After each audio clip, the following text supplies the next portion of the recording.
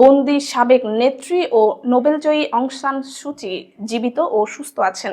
সামরিক সরকারের এমন দাবির নিরপেক্ষ প্রমাণ প্রকাশের আহ্বান জানিয়েছে তার ছেলে কিম অ্যারিস।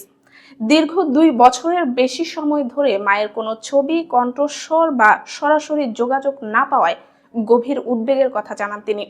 যুক্তরাজ্য ভিত্তিক সংবাদ মাধ্যম দ্য ইন্ডিপেন্ডেন্ট বুধবার জানায়, কিম অ্যারিসের উদ্বেগ প্রকাশের পর বিরল এক বিবৃতিতে মিয়ানমারের সামরিক সরকার দাবি করে অং সান সুচি সুস্থ আছেন।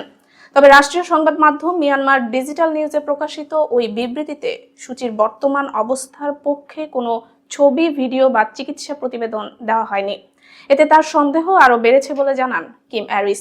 রয়টার্সকে দেওয়া প্রতিক্রিয়ায় তিনি বলেন, জান্তা সরকার সুচির সুস্থতার কথা বললেও তা প্রমাণের জন্য কোনো তথ্য প্রকাশ করছে না।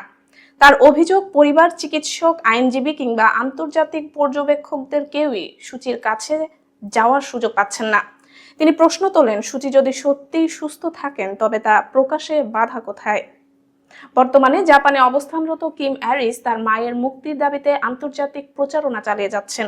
একই সঙ্গে সামরিক সরকারের পরিকল্পিত নির্বাচন নিয়েও তিনি কঠোর সমালোচনা করে আসছেন। আন্তর্জাতিক পর্যবেক্ষকদের মতে এই নির্বাচন জান্তার ক্ষমতা বৈধ করার একটি কৌশল। দীর্ঘদিন যোগাযোগ বিচ্ছিন্ন থাকায় আতঙ্কের কথা জানিয়ে কিম অ্যারিস বলেন, তার আশঙ্কা সুচি হয়তো আর জীবিত নাও থাকতে পারেন।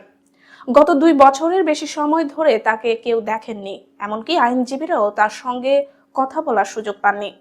2020 সালের নির্বাচনের পর সামরিক অভ্যুত্থানের মাধ্যমে অং সান সুচির নেতৃত্বাধীন নির্বাচিত সরকারকে ক্ষমতাচ্যুত করে সেনাবাহিনী।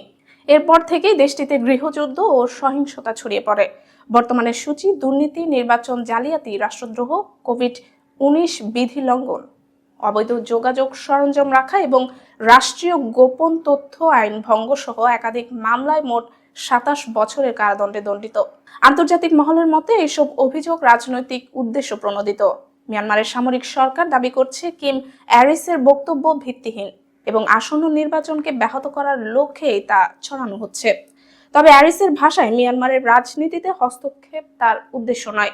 দীর্ঘদিনের গোপনীয়তা, নীরবতা ও বিচ্ছিন্নতার কারণে যে কোনো সন্তানেরই ভয় ও উৎকণ্ঠা বাড়তে পারে বলে তিনি মন্তব্য করেন।